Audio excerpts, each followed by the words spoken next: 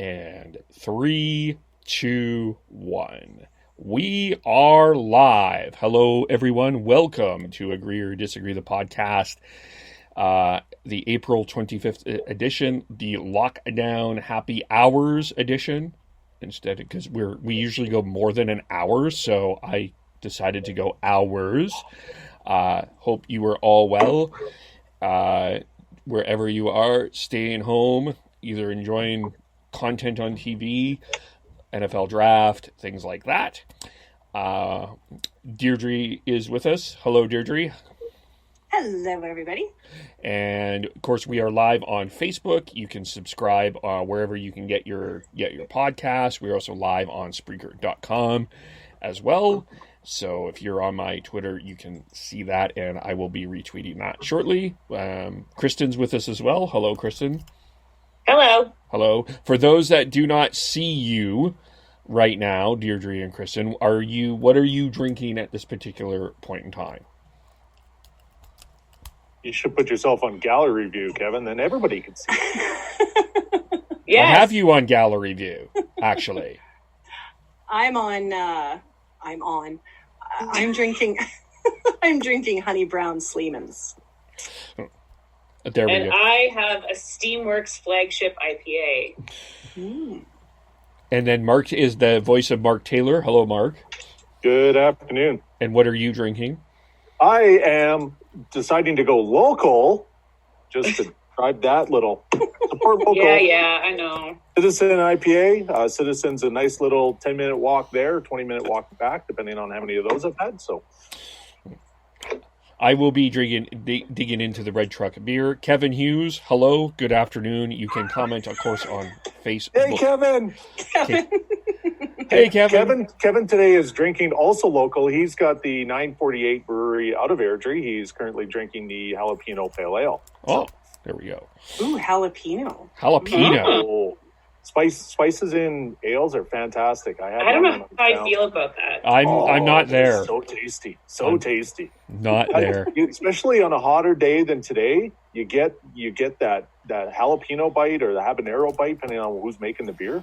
And super, super tasty. Very interesting. Which is why I'm wearing the Beer Research Institute shirt. So this is my theme of beer shirts. There we go. Would probably continue for the next 18 weeks. So. Yes. We will get into how we are continuing on, as we'll get into that a little bit later. We're also going to talk about if the Alberta government is getting some unfair criticism, and if the BC government is getting a little bit too much praise. We will get into that a little bit more. We'll be talking about the relaunch strategies that are coming out, and as well as events that have been canceled across Alberta. But I think it's hard to start this, of course, without what happened last weekend in Portapique, Nova Scotia. I am personally deciding myself to not use his name, but a gunman had a fight with his girlfriend, and basically, I'll summarize short it. And just long story short, and we'll dig into this a little bit more. It was the worst mass shooting in Canadian history, as 22 people have died. A high majority of them were women. A high majority also, there was a lot of frontline workers. There's a lot to go on here, and there's a lot of things that I think have been easily discussed with this that I don't want to discuss particularly because I still think some investigation needs to be happened. So the communication part, we're going to leave at this particular point in time because I think we need to let the investigation of that fill out. But I do think, and I want Kristin to kind of start us off on this. One of the things that I don't think has been mentioned enough is how these situations started. And this also happened with the van incident that happened 2 years ago this week in Toronto, and a few others. So I'm going to let you kind of take this away and kind of guide us where I feel you want us to go, because I do think that is important. Well, I'm first of all going to take some issue with the word that you used. He didn't get into a fight with his girlfriend. Sure, he okay. violently assaulted his girlfriend. And that was how this incident began. And the Toronto van incident was an incel who took a van and murdered women on the street. So the common theme and the common characteristic in almost every single mass shooting, whether it is in Canada or whether it is in the United States or around the world, is misogyny and hatred and violence against women. Almost without a doubt, these guys always have a history of violence against women. They have a history of posting about violence. It is common. And, in December, I gave a keynote address for the 25th to commemorate the 25th anniversary of the Portapique shooting. And you talk about, never again, never again, never again. And now 3 months later, it's happened again, and it's happened worse. And we have not, as a country, had these conversations about violence against women and addressing violence against women and how we are going to end violence against women, because it just keeps happening. And in the last couple of years, even in Canada, the rates have gone up and up and up. And we know also, as a part of the pandemic response and isolation and what happens out of that we're going to see those rates go up again. So this is an extremely important conversation to have. And there has been some really great reporting done and pieces written in the last couple of days dealing with that. But we can't just be upset about that and talk about it for a week and then forget about it. And that's unfortunately what happens after these incidents. We don't talk about them. We get upset for a week and then it's done. And there's no systemic change. And that's what we need to start talking about. Okay. Deirdre, Mark, did you have any comments? And sorry for how I worded that. I thank you for correcting me on that. Anytime. I'm always open to correction. Yeah, and I'll echo a lot of Kristin's sentiment on this. I mean, when I first started engineering many, many, many years ago, it was actually the year after the Poultry shooting.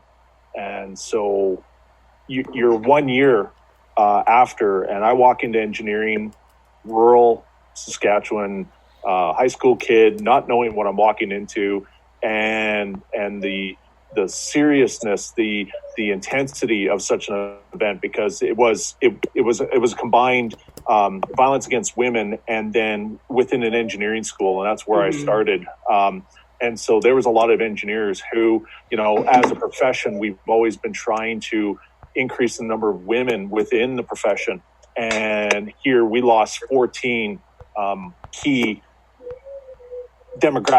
people to fixing that demographic problem in one fell swoop. And so it hit the engineering community especially hard. I know it as engineer, like within both professional and within the students, that it was huge. And, being that fresh out of rural Saskatchewan, didn't know a whole lot of anything, that was a profound time for me.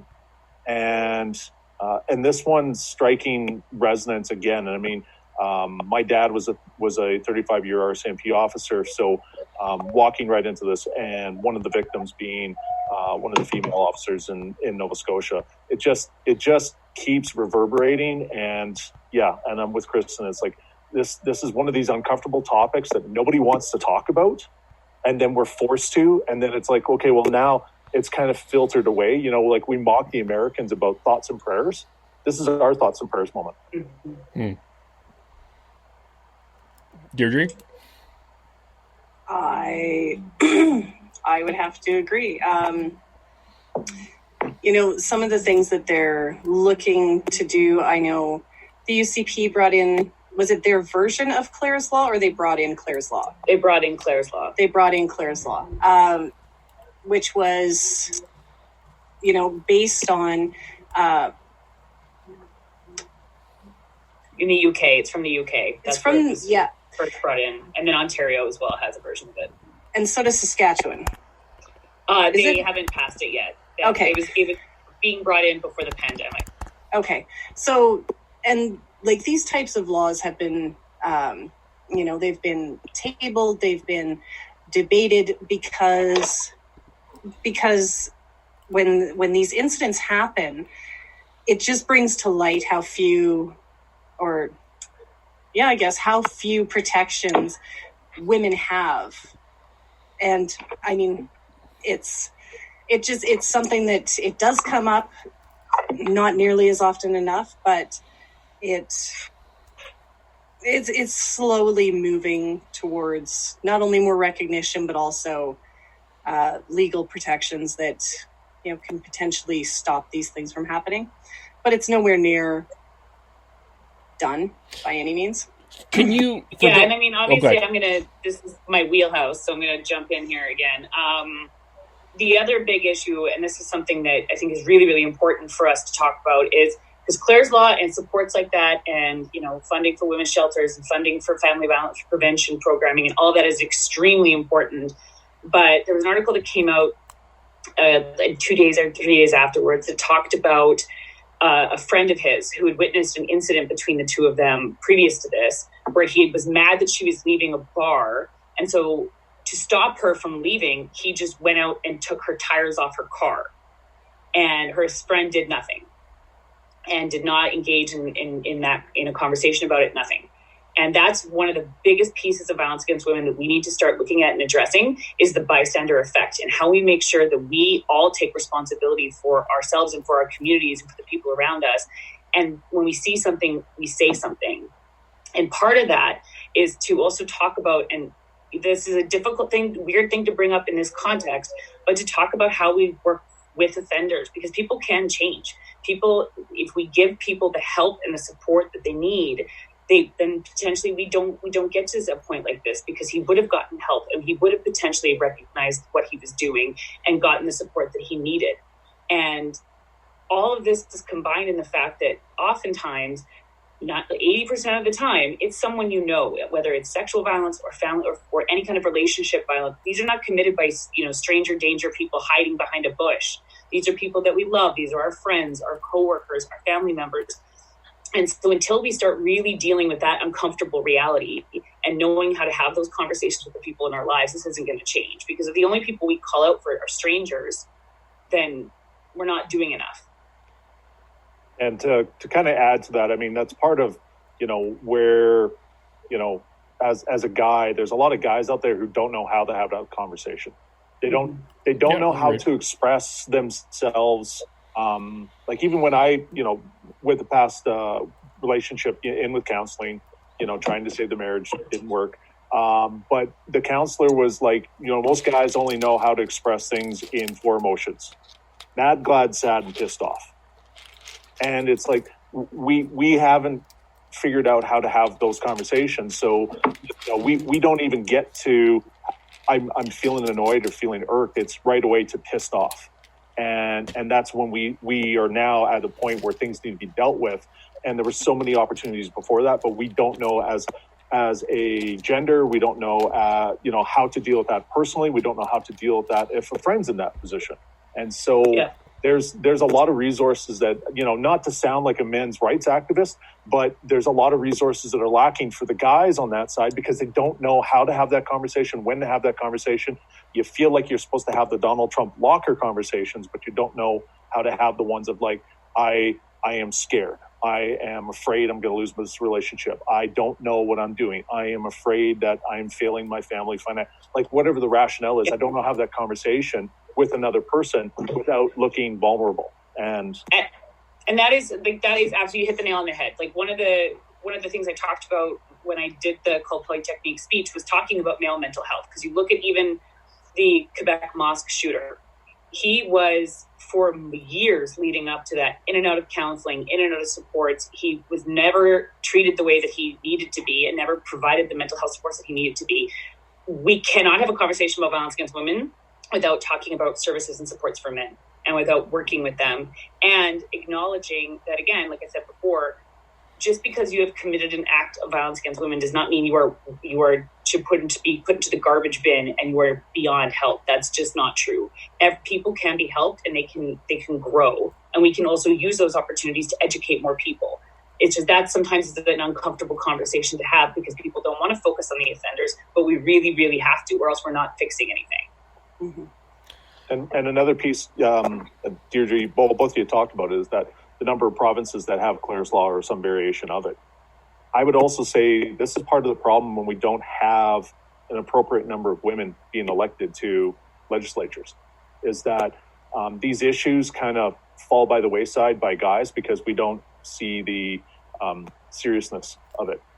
So now a lot of those issues that, women might be dealing with on a daily basis, as a guy, we don't. And so, why would I bring that to my legislative agenda, which is very different. So when you add more women, and I remember like Spain had talked about when they started putting 50% plus women into cabinet, that's when they started seeing more women being elected to their legislature. And so there has to be a commitment. And I mean, I know a lot of people mocked Trudeau back in 2015, when he made a point of having a 50% plus cabinet, but there's a reason for it, is that we don't have a 50% plus elected body of women. People have still talked about how politics is very hostile to women participating, and as a result, a lot of these laws just fall by the wayside. Is there a helicopter in someone's background there? Yes, you, Mark? I'm outside, and I happen to be on the flight path. They haven't found me yet. I happen to be on the flight path for all the helicopters on the refuel. Oh, okay.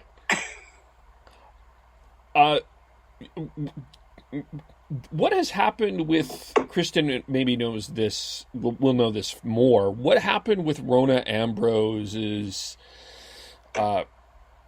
Oh yes, of course I do. So the bill that she brought in to mandate training for judges on sexual violence, the Liberal government committed during the election to readmitting it as a government bill, because that's part of the reason why it just sat in the Senate, because private members' bills go to the bottom in terms of what the Senate deals with. And then, of course, there's all the fuckery that occurred right before that with the Conservative Party stopping it. So it has been reintroduced. It went through first reading. So obviously nothing is happening right now really in Parliament with the exception of COVID. So it's sort of sitting there. But they have made that commitment and they followed through on it. So hopefully it will go through. There are some structural issues that the Senate had initially, and I'm sure that they will have again. And some law society groups have pushed back on it because they don't think that they should be forced to take any kind of training, because everything's working out great as it is. So what's the problem? But hopefully because it'll be a government bill, it'll be much easier to get it through the system this time. I had a vision of me actually managing to crush my beer bottle there, so I had to put it down. Yeah. I can't even tell you how many times another reason to drink local. Everything's canned. Patriarchy. Yes. We don't want bloody hands. Deirdre. Also, I guess the other question, and I'm is in regards to the bystander as a male, and I agree with you that people should step in. The concern is stepping in may lead to a violent confrontation, or there is a fear of a violent confrontation. There's a reasonable and to be clear, fear. Yeah, that's reasonable. I'm not talking about like getting up in your buddy's grill and punching him in the face. I'm talking about sitting someone down and saying to them, how you are treating your partner is not appropriate. How you are acting in your relationship is not appropriate. Like, not, when you look even at the Harvey Weinstein story, when you look at the one time he seemed to have stopped and sort of backtracked was when Brad Pitt called him out for being a dick to Gwyneth Paltrow, because he saw Brad Pitt as his equal.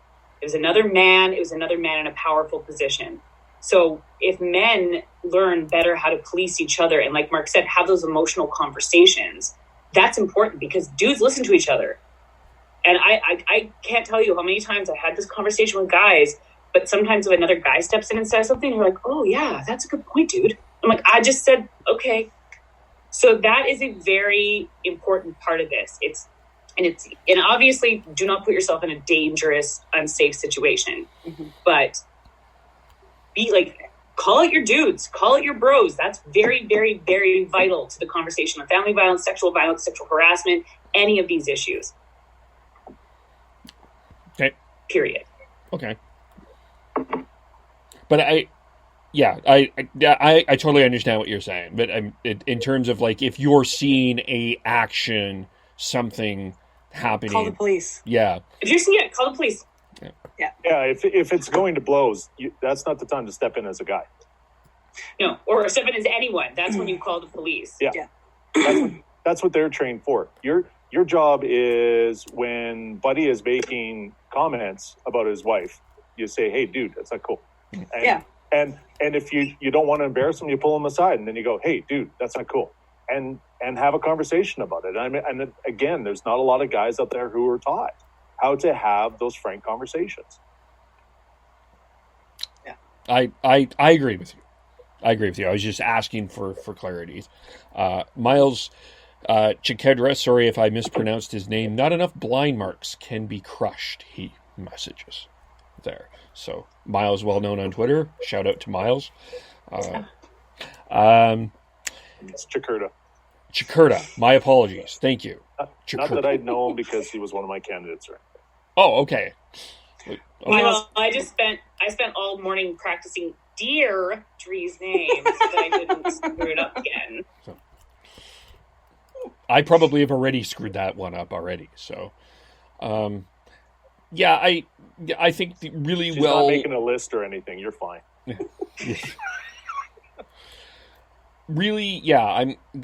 I think, yeah, this is a very terrible situation. I'm glad that this part, I hope, continues to happen as a conversation. It needs to happen more often, and I agree with everything that is said. And thoughts certainly are out to all of the victims of, and I know that there are victims on my friend list. There are friends with some of the victims are related, and it's just it's been a very tough week for a lot of people dealing with that specifically, on top of everything else that has been going on. Is just I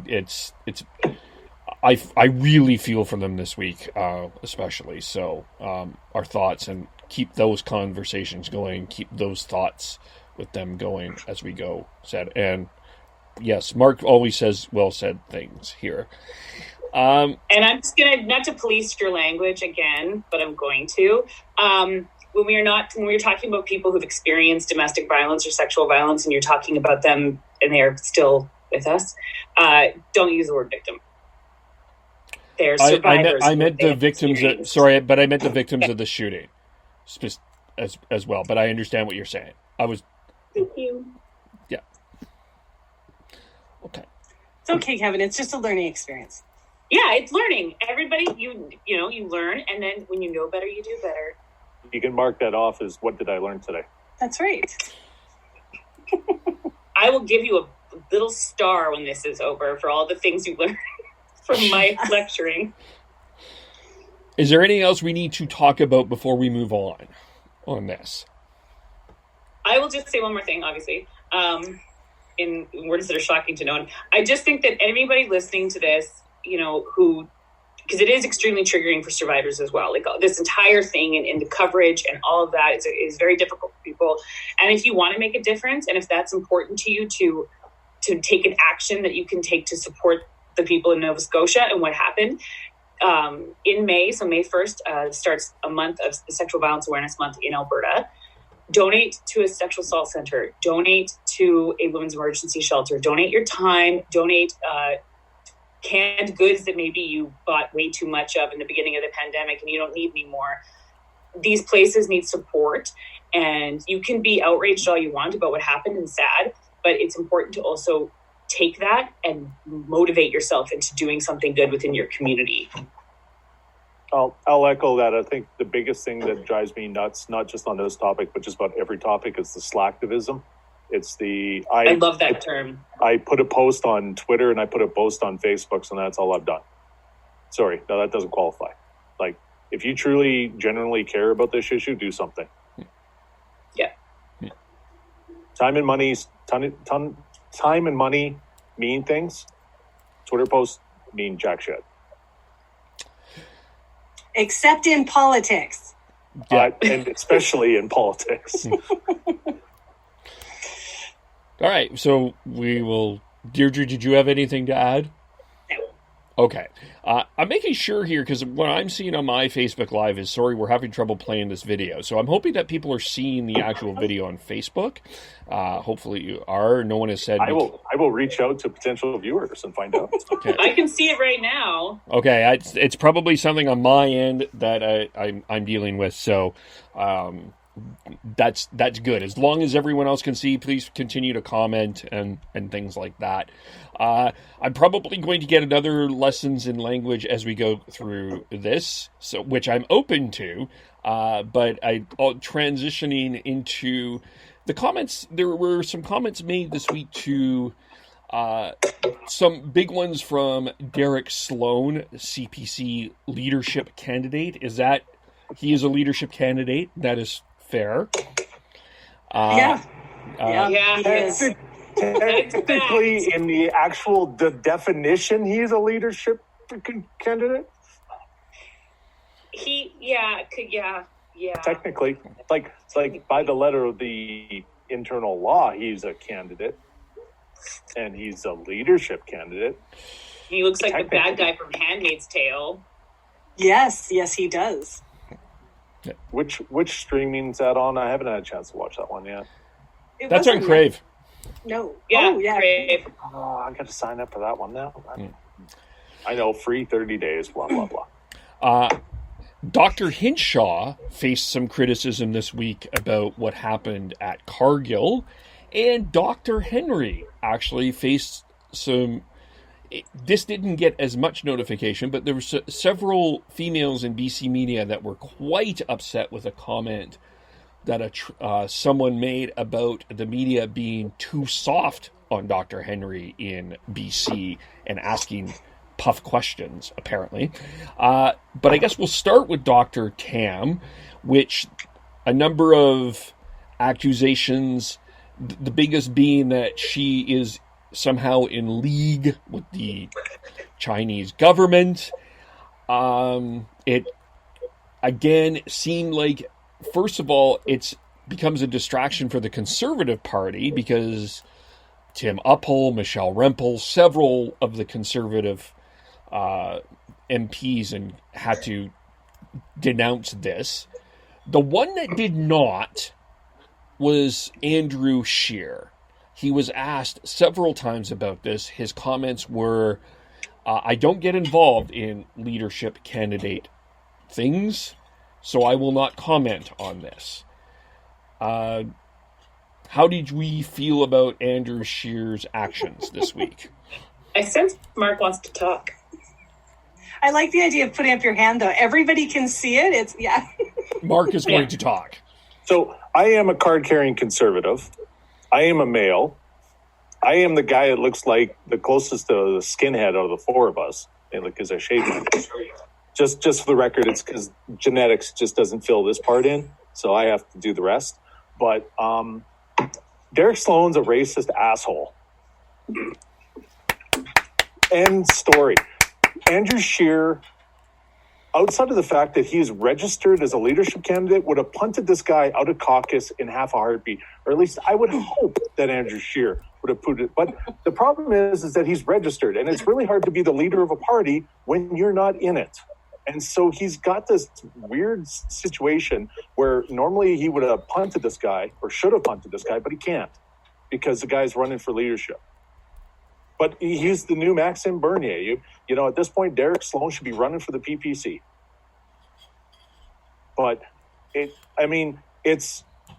offensive, it's racist, it's sexist, and he should be punted. And not only punted from the caucus, somebody should be bringing him up in front of the whatever the ethics of parliamentary behavior that the MPs face, and that should be where he should be assessed. Like, it's just, there is no place for any of this, and it's ridiculous. The only levity I got out of this was Kristin's reading of his letter, because the guy's a fucking racist asshole. Oh, yes. And I'm not even G-rating this for Carter, so. Yeah, he's so, I mean, I think so Derek Sloan in and of himself is just, again, he's everything that Mark said. He's provided me with some entertainment because he's so asshole. Okay, he's a racist asshole. Like, he's a total dick. He's always been a dick. Everything he does is stupid. He is the antithesis of what I believe the Conservative Party needs to be and do going forward. Andrew Scheer's weak, but he's been weak from pretty much the get-go in terms of being ever standing up and talking about any of these issues that matter and punting anyone. Like, the only time that he wasn't was when he gave that speech, which was the only good speech he gave during the election, which was the "there's the door" speech. If that Andrew Scheer was actually real or had continued, we might be looking at a very different political landscape right now. So that aside, the major issue with this stuff that he's saying about Theresa Tam are the people that believe it. There are a lot of people, you see them on Twitter, and it's not just the crazies. It's like legit human beings who believe that she's in league potentially with the Communist Party of China, or the people who believe that there's all these different conspiracy theories. And Andrew McDougall, who used to work for Harper, wrote an incredible article talking about how any legitimate criticism of potentially the way that the Canadian government handled it, you almost can't make it now because there's all this nonsense that exists. Screwing it all up. Yeah, so you can't, and we should, as Canadians, be able to criticize our public health authorities and our government if we feel that they didn't handle it correctly. But now it's like every argument against that is tinged with his racist fuckery. Is my thought. Thank you. So I'll just add, so Andrew Scheer not saying anything, I think that's simply because of the situation that he's in right now, which is he's an interim leader. He has to keep everything else on the go. He should not get involved as far as the leadership races go. And to be honest, if he were to turn around and say, you know what, this is crap, I don't like you representing my party this way, that would just be basically, like Kristin said, it would be way too much character for Andrew Scheer to ever actually display. And to build on both of that, there are people who agree with Derek Sloan, and they donate to the party. So if you punt to Derek, there goes those donations. And you know that it's unfortunate. It's a big tent. That's a lot of money that would walk out the door, because here's the social conservative, true blue conservative who's going to keep all of us red Tories, to quote Kristin, out of the party. It's like, well, if you kick Derek out, I'm going with Derek. Yeah, and right over. But what's wrong with that? And that's been an issue for a long time, though, is like Derek, this is the first time Derek Sloan has done something ridiculously stupid. And his hot takes on abortion and gay rights and everything else, the party is desperately trying to maintain, like Mark said, that big tent. And they want to keep social conservatives in that big tent. And I personally think there is a place for them. Absolutely there is. Do I agree with them? God, no. But I think that they have every right to be a part of the movement and part of the party. But the problem is when you're so terrified of social conservatives that you can't find your own backbone, that's when people are going to be like, you know what, I don't want anything to do with you. Because if you can't even stand up to this little wee man, who, by the way, is 35. He looks like he's 60 years old, but he's in fact younger than me, and I am very upset about that. That's an aside. But if you can't stand up to him, then how can you be leader of the country if you can't even keep your own party in order? Well, this just keeps proving that the Conservatives aren't ready for prime time. We're going to have another Liberal government after this because the Conservatives just haven't figured out what they want to be when they grow up. Yeah, and Joe Clark's not doing anything. They could just go get him and like bring it back. Well, at this point, I'd say they should bring you in, because well, and I mean, just awesome. Just for fun, you know, I realize there's more leadership candidates than the emails that I'm getting every day, but no, there's not technically at this point. There's just the 4? Yep. There's McKay, O'Toole, Sloan, and Leslyn Lewis. Yeah. And so you have in these 4 choices, you have choices, yeah. Yeah. Social conservatives. But you have the 25%, potentially Peter MacKay. I don't know. He's a little weird too in his emails, or his staffer is. But you know, you've got Erin O'Toole and Leslyn Lewis and Derek Sloan, and these are different variations of social conservatism, right? They're not so much more, really a lot. This is definitely, we're gonna make sweeping changes.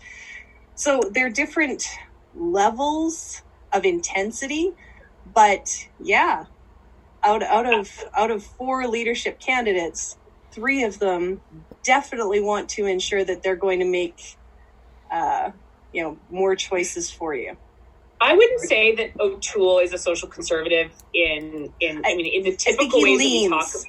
Yeah, I think he leans. I mean, in conscious rights, conscious rights, absolutely, because that's a big conservative thing. He's pro-choice, and he's been very vocal about being pro-choice, and he's pro-LGBTQ. He's you have those 2 true believers, and the other ones who are playing with the social conservatism because they're doing what the conservative playbook has always said. In a nomination, you run right, and then in the general, you run to the center. And the problem is that they forgot that second piece that used to work for conservatives. Like that other part, they're like, the getting elected part? Yeah. The getting elected part has become difficult. But even provincially, you saw that. Like the PC party was not, and even Danielle Smith and the Well Rose, they were not out there in the general talking about social issues. Sometimes they would touch on them, but it was very rarely mentioned except for when things blew up. Yeah, well, that's part of the lake that of was fire. Part of the problem was the 2012 was that Danielle was flirting both with the SOCONs and the fiscal conservatives. And I've said before that the Wild Rose initially started as a fiscal conservative backlash to the old PCs, and then the SOCONs came over. And I still say the problem with Danielle in 2012 and 2013 and until she left in 2015 is that she kept trying to appease the SOCONs, and there's no appeasing them unless they get what they want. And so she held back in 2012, much to her detriment of saying this doesn't stand. Like, had she been leadership-esque in 2012, she would have punted Huntsberger 2 seconds after Lake of Fire came out, going, there is no room for this in the Wild Rose, and my next title will be Premier Smith. She didn't punt him, and then the very next day, the Rob Leach, is that the white? Oh, the right next, privilege? Yeah, the very next day, it's I think it's a good thing that I'm white, like. And it wasn't so much like he had an Iranian as his campaign manager, so it wasn't like this guy was naturally racist. It was just like the conservatives are like, oh hey, how many feet do I got? I'll shoot them, both of them. Like it was just they messed it up, and I'm door knocking for people, and people are like, what about these things? And I'm like, if I could drag Huntsberger behind the shed and beat him, I would, but I can't. I'm currently door knocking for Danielle. And so, like, you're trying to convince people that Danielle has got the chops to become not just MLA, but premier, and she's not addressing these things. It was the worst weekend of campaigning we had.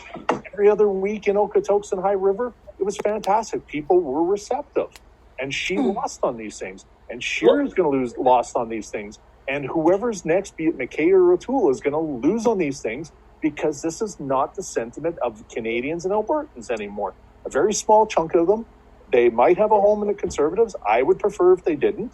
But the small chunk of them, but they donate and they volunteer. And they have more influence. True. And they help create policy. Yes. Yeah.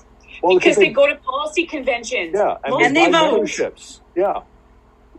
I wish I could make everybody who cares about policy go to a policy convention. Like, go, but also they're priced out of most people's price range. That's the other problem. Yes.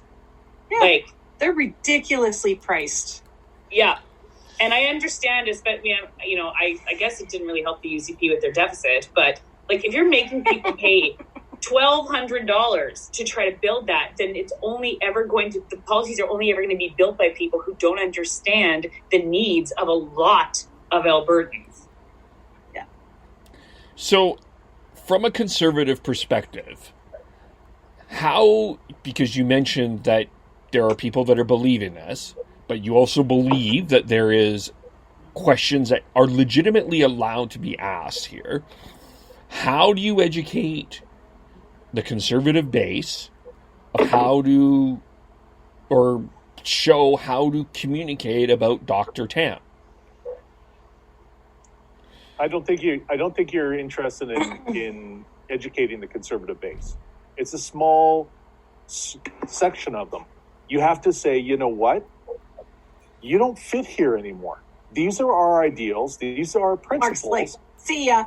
Racist and sexist policies of yesteryear do not fit here anymore. Right. And if you want to be a conservative post-pandemic, because I've mentioned this repeatedly, that the Conservative Party has to rebuild itself after this. What does it mean to be a conservative post-pandemic? One of those things you have to be clear on is racism and sexism does not exist here. And if you want to be that, there's the PPC. We're okay if you leave. And if we can't have a leader stand up and say that, then you have no principles, and you're willing to take whatever money, and you're willing to say whatever it takes to get elected, which ultimately most Canadians will see through and tell you to piss off. Well, you can. But you yeah, can I'm going to take you on this that one, Kristin. I'm going to take you on this one because, and the only reason I'm going to is because here is a really, because this ties in with the other thing that we were talking about too, when we're talking about language, when we're talking about, about that education on how we should talk, like how, because it's not political correctness. Right. That's another buzzword that gets eaten up with, forced language and all of this, or forced pronouns. It's like, if Mark said to me, you know what, I would actually prefer it if you called me Taylor. Would I continue to call him Mark? No, because he just told me, call me Taylor. Like, fine, whatever. Right. But like, we don't have that. We don't have this reaction to someone else saying things like that. So like we don't have forced speech. What we have is, how do they want to be treated? Ask them. What do they want to be called? Ask them. Right. That's, and the thing with racism doesn't exist here, or it's not acceptable here, or misogyny is not acceptable here. It is incredible how many people seriously do not understand how their language is incredibly offensive. Like they don't get it. And this is it's not saying that there's something wrong with them. It's that no one's ever really sat them down and said, hey, when you say something like this, and the thing is, like, I was raised in, small town Alberta. There was a shit ton. I had so many different words coming out there. I was like, which one? That's an appropriate measure of mass. Yeah. But there was all of this just latent misogynistic conversation and words and phrases and things. Like, it was just, you grew up with it. And even though it might make you uncomfortable, but it was everywhere. Right. And so it was weird as an adult to actually have someone explain to me, no, that's not okay when someone talks like that. It's like, oh, okay. And I'd never really thought about it before because it was normal. It was something that, you grew up with. This is the problem with speech, is that we grew up saying certain things or phrasing things certain ways, and we don't even realize how harmful it is to other people. So, can you turn around and say, it's not welcome here? Yes, you can. But very unfortunately, there's a lot of people that have absolutely no idea how much harm they're causing with their speech. Like, one example that's popping in my head that when you were talking there was, I'm not prejudiced. I hate everyone equally. Yeah. Yeah. My dad says that all the time. Yeah. And 76-year-old British man. Yeah. He hates everyone. But he does, legit hate everybody. He does, because he legitimately hates everyone. It's okay. Yeah. But I mean, it's also choices, and if you understand the circumstances. Go back to, I grew up in small town Saskatchewan, multiple small town Saskatchewans. some of the first jokes I learned were some of the most racist jokes I know. Yeah, like you think back to some of these things you only said, because I was repeated, 9 and I didn't know any better. Yeah. But when I started to learn better, I don't tell those jokes anymore. Yeah, and so there is, and so like these are choices, and if people don't understand the consequences and circumstances of the comments they make and the choices they make, then they'll continue to do those things. So if you tell somebody, you can continue to play in politics, but you can't be in my political party because what you say is racist.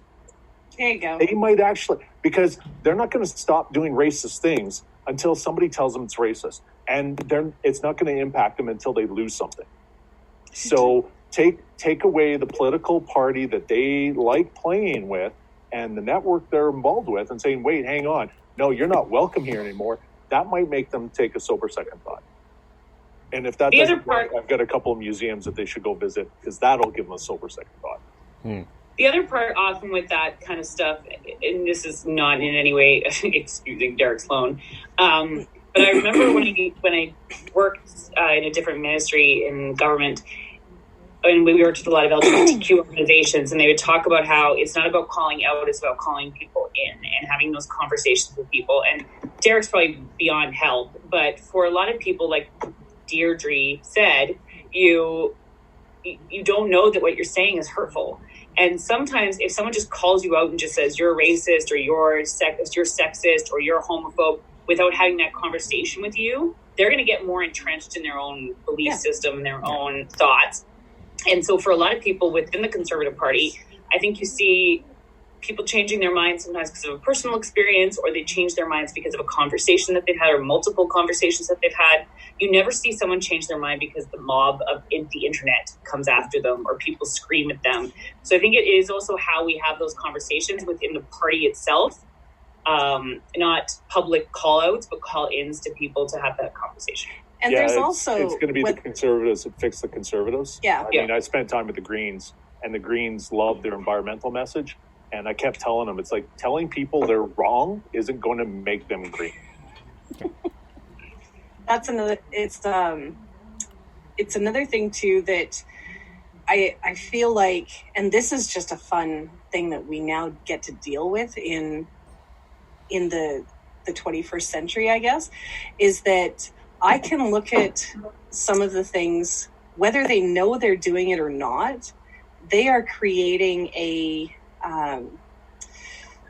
they're creating this protective bubble that people can get behind with, because you called me racist, you're a leftist, I'm not wrong, I'm protected by this because you called me a racist. And you have people like Derek Sloan, like listing off all of the reasons why he believes what he believes, and it's justified because some leftists called him a racist, and that's wrong, but this is okay. So you have this what do you want to call it? I think this came up, that planting of the seed kind of thing, where so it's really interesting times. Psychology is 100% involved in creating messaging for political parties. Well, it's even like some of the arguments that I've gotten into with dudes, the not all men argument that I get from guys when I talk about any kind of violence against women issue. And there are advocates and people who work in this field, and I've seen it, and it always makes me furious, who do say blanket statements like men are violent. Men are violent. Right. I saw someone tweet that the other day, and I was like, ugh, no, that is not helpful. You are not going to bring anybody in with that language. Every time that you speak that way, every time that you have that kind of an aggressive response and blanket every single person that way, all you're doing is preaching to the converted, and you are not bringing anybody into the conversation. And it's frequently the people you need to bring into the conversation who are going to not listen to you. Yeah, and it is so unfortunate to see some of those things that it's so easily dismissed, and again, actually because of the language that is used. And it's, we're in, I don't know. And social media, I'm sure, has only exacerbated it. Like, I swear I never knew the amount of ridiculousness that was out there until I became super active on social media. And it's a little overwhelming sometimes, because you just look at, and especially like we're both saying, language is so important. And you look at what someone says and you're like, man, why? Like, why, you know, you're like, we were doing so well today. And then you see that, you're just like, yeah. Killed months of work, like just months. Like sometimes I'll see threads where you see the beginning part of the thread and it's reasonable, like for example, someone who will be calling out the UCP for a policy that they don't like. Yeah. Okay, so it starts great, and you're like, okay, this is all right. I see what you're trying to say. You're being respectful, blah, blah, blah. And it'll end with like, oh yeah, go fuck yourself, Jason Kenney. And I'm like, I could have done something with that. Just yeah, I find that too. Yeah, this is not helpful, friend. Language. And they do the same thing to Rachel Notley as well. So it's equally stupid. Yeah. But and it's also, I think, part of it, what you're saying too. I think it's, some people feel that there needs to be a perfection in language, and I don't think that, you know what I mean. Like, I mean, we talked about that earlier. You corrected some of the things that I said. And I'm not saying that you're expecting me to be perfect. It's because it's education, but I think it's like, even if you are off a little bit, sometimes that's the message is that you are really horrible because you're off a little bit, as opposed to saying, look, okay, this is why this doesn't work. And this is a difference too between the conversation that we're having, where Kristin can say that with a big smile on her face, and you know that she's not, that she's not yelling at you from behind a keyboard. And this is, I mean, I think anyone who existed before instant message understands that it used to be much easier to communicate things. And now, can I really even say that? I mean, I wrote notes. I used to have binders of notes that I wrote to my friends. And we never had these text message issues. Now, too, we were also artists. So there was definitely a lot of smiley faces, cartoons. I mean, we were pretty, God, I wish I had those. But anyways, but I mean, the conversation that we engage in now, and, this kind of comes down to as well, like, how do people utilize their time online? I see lots of things I disagree with. You pick and choose when to jump on it and when not to.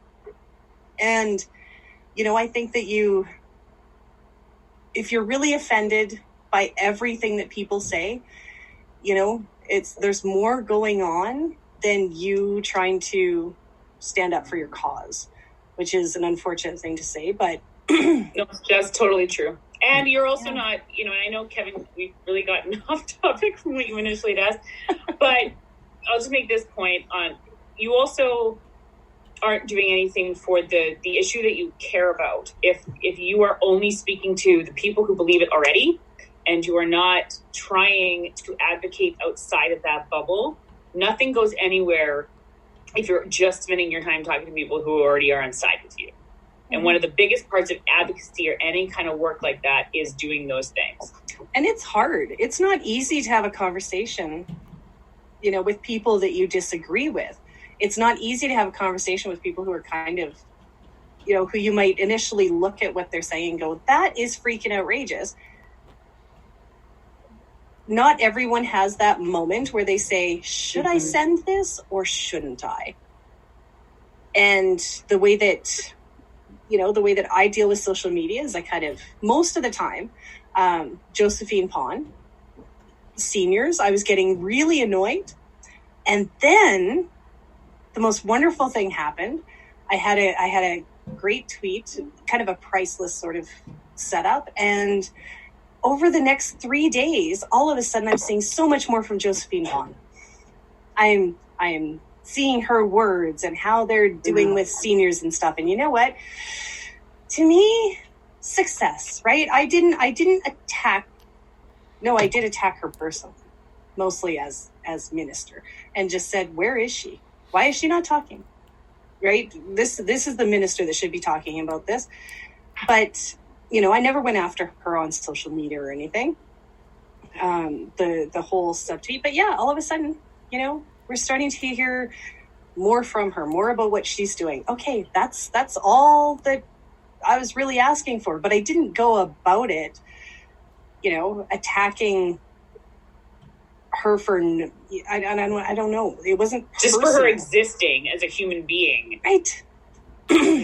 Like it's, I don't know. And this is where I struggle with things that I see on social media sometimes, because I find that when you really think about it, you're looking at some of the stuff and you're like, oh, you started out so well until you went after a personal attack on this person. And it doesn't matter what party they're from, but as soon as you did that, it's like, well, I can't move that now because that would make me I'm enabling this. Right. But you had a really good point. And so it's, I think there's, poor Mark. Well, I was going to say too. Well, he's sitting there trying to get back in. I'm trying to get back in too. There he is. Oh, is he logged out? Oh, he's not even. He's back now. Oh, hi, Mark. Sorry, I'm watching a bunch of things here. I know for me, I think the sound a little weird how I say this, but the pandemic has changed me in a sense of how I'm trying to communicate on Twitter. And I'm not trying to. I don't think I've ever been a person that has tried to attack people. But I'm really more aware now that there's so much more going on in people's tweets and what people are saying that I don't really... I don't have the stomach to be a dick anymore. I guess for me, I think that the things that will get us through this are humanity and compassion will help us get through this. And maybe I'm being a little bit hopeful and naive and unicorns or whatever you may ideological and but I just all these bad words. I just can't. I can't do it. It feels so much like it's just not worth it for me. I'm going on the opposite side of the spectrum. I'd really like to start seeing people bragging about how many MLAs haven't blocked them. That seems to be blocked them. Yeah, it's like, I'm blocked by Rempel. I'm blocked, but I'm not blocked by any of them. It's called a subtweet. I disagreed with Michelle Rempel this week, and she didn't block me. Yeah, you can disagree with people. Like I said, a couple weeks ago, I was trolling Danielle Smith hard. She hasn't blocked me because at the end of the day, I didn't personally attack her. I just simply said the information you're presenting is wrong. Yeah. And I have done that to MLAs. I have done that to MPs. Maybe some of them have me muted. I don't know, but because you can't tell if somebody's muted you. But so many people take it as a badge of honor that they get blocked by somebody. And I ask the question, it's like, well, what did you do to get blocked?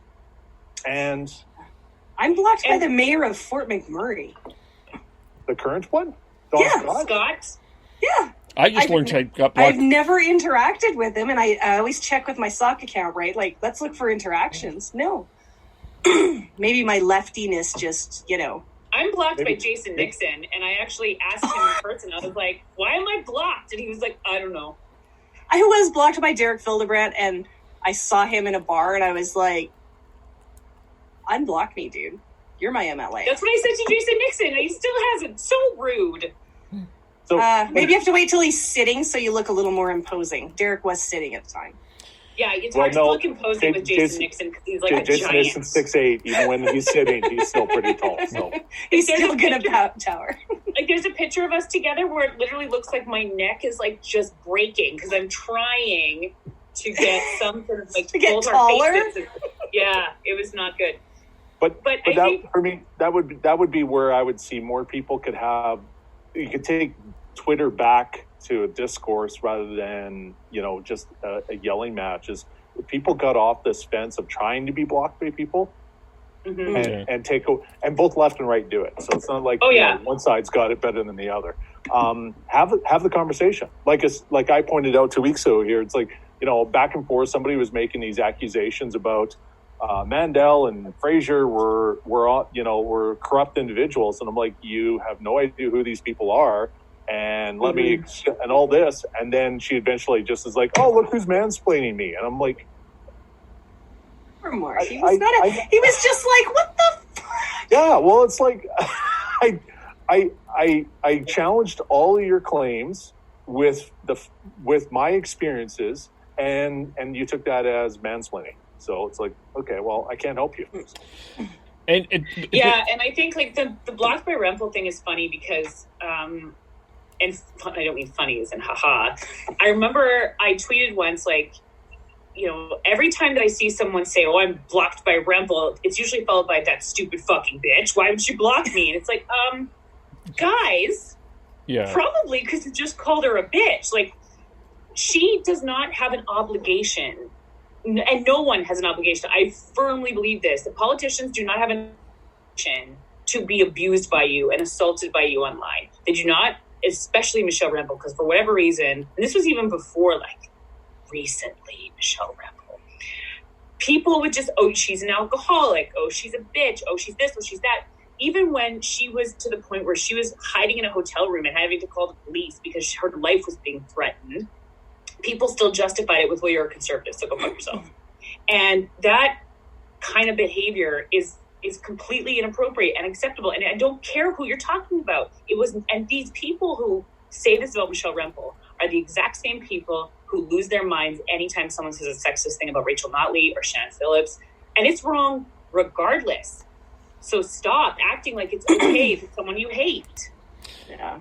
And I feel very strongly about this, as you can tell. Well, and to build on that, too, I'm going to say something that might piss some people off, but I do feel that there have been times that there have been men on the progressive left that have attacked women and have been applauded for it. I have seen it. I'm not going to... It's happened to me multiple times. Yeah, well, you're perfect example of that, but it's I you could have just stopped it. Mark, you're muted. It's because the guys on the left sit there like, I'm woke. I can't be a sexist, so therefore I can slam some woman as hard as I want. No, you don't get to hold the title of woke if you do that. Yeah. Like, you can go at me. Like, this is my personal perspective. If I say something and you want to go at me for it because you don't agree with me, go to town, have fun. I'm wrong a lot of the time. Not a lot of the time. Like a miniature amount of time. Like 2% of the time. Right? Maybe. But the second that you start, like happened to me earlier this week, implying that I'm wrong because I'm sleeping with the premier of the province. Yes. Maybe that's when you don't get to communicate with me anymore. I think too that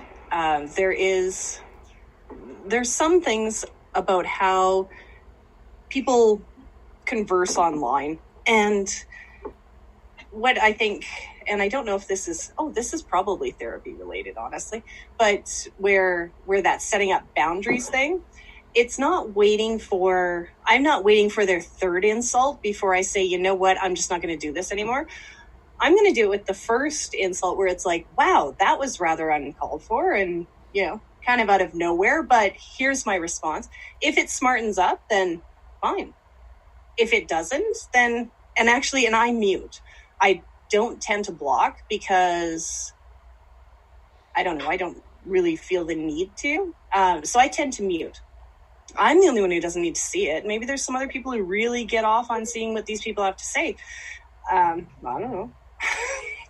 Well, I Matt Wolf blocked, but most of the time I mute. So really, how could you block Matt Wolf? How do you keep informed with what the government talking point is if you've got Matt Wolf blocked? I'm allowing the government to have that $200,000 free. I'm not commenting on this.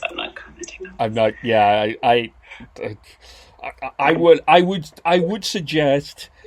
This is the other thing, and I am not approving of anything that necessarily Matt Wolf does, but I do not think he is the only guilty party in that conversation at all. And I've Which conversation? In any of them that he ever has? Yes. All of them. Lots. Yeah. Lots of conversations. Yeah, I've seen the vitriol, thrown at Matt, and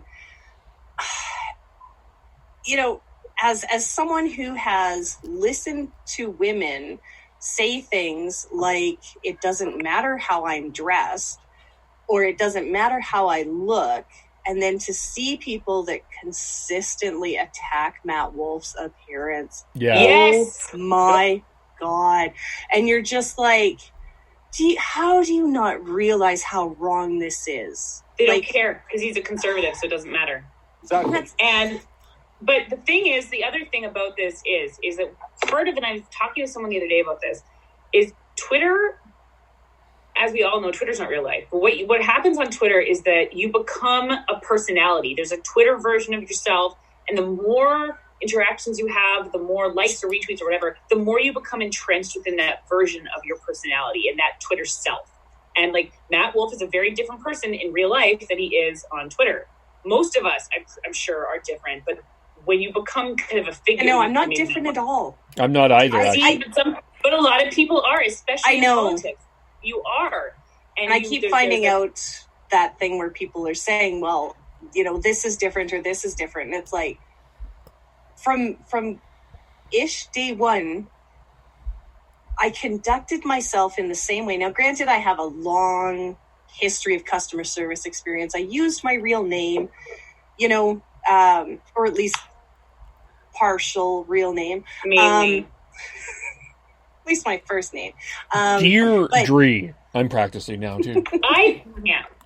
But it's like, but I always conducted myself on Twitter in a very similar manner. Like, I don't know who this person is. And I would have a conversation. Yet I will have people say, Robbie said to me, he's like, I could not do what you do. He said, I don't have the patience for that. I don't have the patience to have a conversation with someone who says stupid things. Maybe they don't know it's stupid. I mean, sometimes they do. Certainly. Sometimes I'm going through a Twitter conversation and you're like, oh no, you're just really an asshole. Sometimes that's the case. But the other thing too is that You're tweeting Eric Sloan? Is it Twitter also, like you, and I remember having a conversation when I did a podcast with Dave Cornway and Ryan Hassman before Ryan moved to the building. And we talked about being a dickhead on Twitter. And basically how if you're like putting like hot takes and being rude, like that's often what gets likes or retweets or attention. And that fuels people's behavior on both sides. Yeah, so it's like, if you're going to say a shitty thing about the way Matt Wolf looks, or this is even worse, the premier and how he looks, or whatever he's doing with himself in his private hours, and you get like 300 retweets and likes, that validates that. And you get into a feedback loop on Twitter where then you think, okay, this is acceptable. And I can do this because I live in a cultivated world online where the only people who see me and interact with me are people who believe in the same things I do.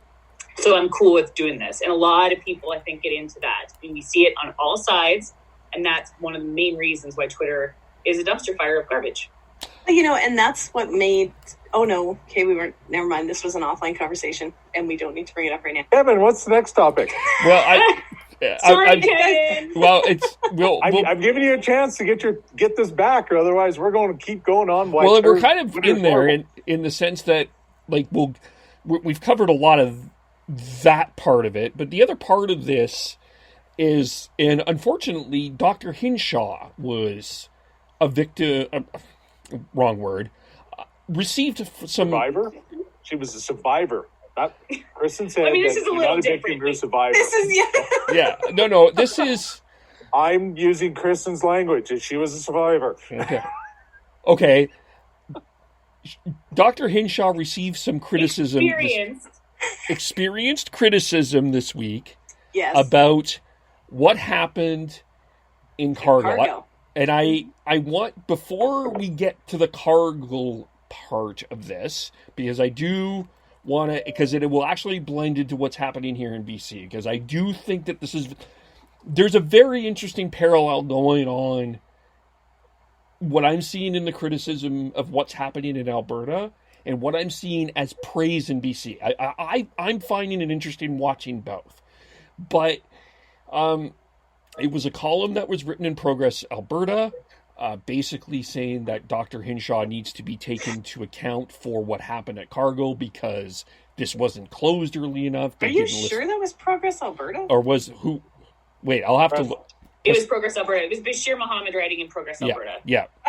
Not Press Okay. Progress Alberta. Okay. Right. Okay. I always get them mixed up. Can't imagine why.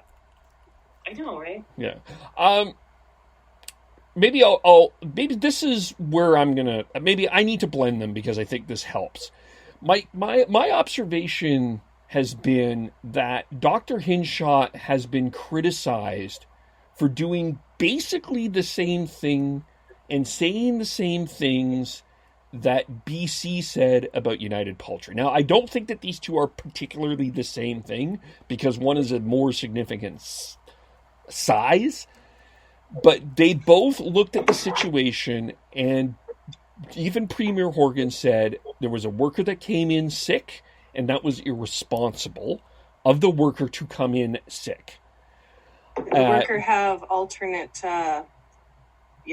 did the worker have access to sick leave or? Well, that's, we don't, I don't know that situation, but I guess just saying that's a major factor in people deciding to still go to work while sick. Right, but how is it wrong that Dr. Hinshaw said that, and why is it becoming okay for BC to say similar things? Well, it speaks to the critics, not to the health officials. No, I know. If the health officials are saying the exact same thing in the exact same scenario, then that means there's consistency in the science and the analysis, which is what we would want out of health officials. But there's no way to ensure that our critics have the same level of training and analysis. And so when Dr. Henry is being praised for making a decision and Dr. Hinshaw is not, now we have to have a conversation about the critics. And so when you're, and I know which article, because you shared this one yesterday, was, Bashir Muhammad basically said, well, she's racist. I'm sorry, that's not what the science said. Yeah. Is there, okay. Oh, okay. So is it possibly as well that what came from, so there was this lead up with, we know that we have some cases at Cargill, and kind of what happened was it went from, yes, we have cases at Cargill. Yes, we have, implemented new safety measures for still being able to keep it open and how we work together and things like that. And now what Dr. Hinshaw said after that kind of all came to light, and Cargill had to shut down. So they had to shut down because it was just rapidly spreading. Now, one of the things that Dr. Hinshaw mentioned is that the particular group that it seemed where the virus was spreading very quickly amongst happened to be of Filipino descent, where they were living in more crowded housing, which, yes, immigrants to Canada do tend to put more people in one house because it's cheaper when everybody's working, no offense, governments and private employers, but for part-time wages and expected to raise a family. So you have 15 people in a house that are all working at minimum wage, and they can afford to live in, maybe everyone but Kevin will get this, in, the new area of Chestermere, because there's 24 of them living in this house. It's something that they will do to save money. They will do to, they will live in these, there'll be 15 people in a house because they can save money that way. And then they build their own businesses. I mean, these are people who absolutely contribute back to society. But in the meantime, they save money on expenses by living with a number of people. So this virus did spread very quickly between households. And like I said, when I first did the math, the household numbers didn't work unless you had a lot of people in the houses. And that's exactly what Hinshaw said afterwards, was we had to look not just at the work site, And she was very open about it. And she said, so, we fixed things at the work site. What we didn't look at was their entire day. The fact that they were carpooling, the fact that they happened to live in a household with 12 other people. That's not the norm. I don't want to say normal. That's not the average situation that you're finding with an individual who works somewhere, right? 5 people in a household, that's a big household. I have like 7. It's a big household. So what she said was we didn't take into account their entire day. She said we were just focused on the work site. So yes, is it a lesson learned? Absolutely. Because you kind of do have to look at what is the situation that these people are actually in. And so why she should have taken heat for that, I'm not sure. There were people that absolutely, the unions were saying this should be shut down. Now, it wasn't the work site that was the problem. They put in the partitions and stuff. They got the masks. They shut down one of the shifts. Like, they worked with the work site. Unfortunately, this was spreading beyond the work site within the same community. Deirdre, you and I talked about this in our previous episode with the whole on Friday? TC Energy. No, not the recent one, a couple weeks ago. Okay. When we were talking about the investment in TC Energy, and the pipeline was still going ahead. And so here are all these workers, maybe the welders were 6 feet apart, but they all rode in the same truck. That's right. Yeah, like you can't... So, I mean, this isn't a racist situation. This is the workplace. This is how people commute to a workplace. And so whether it's, foreign workers... A meat working plant at, or a at pipeline Cargill, a pipeline with white guys. This isn't a race-based problem. This is the same problem is not everybody has a vehicle to get the location. How are we getting everybody there? When you're talking Fort Mac area, everybody gets on the same goddamn bus to drive to Curl Lake, or Curl, whatever it is. Yeah. It's the same problem. So we address things at Cargill, whether Cargill did it right or not, whether there was appropriate spacing or not, whether the FaceTime inspection was appropriate or not, is irrelevant. That if all of them get into the same car. And so I will say what Mark hasn't gotten to yet, which is Bashir was wrong. Dr. Hinshaw did everything right. But part of this too is the way that it. I need to move up for that. At first, it wasn't perfect. Clear what you were doing. Perfect. That's right. Perfect timing.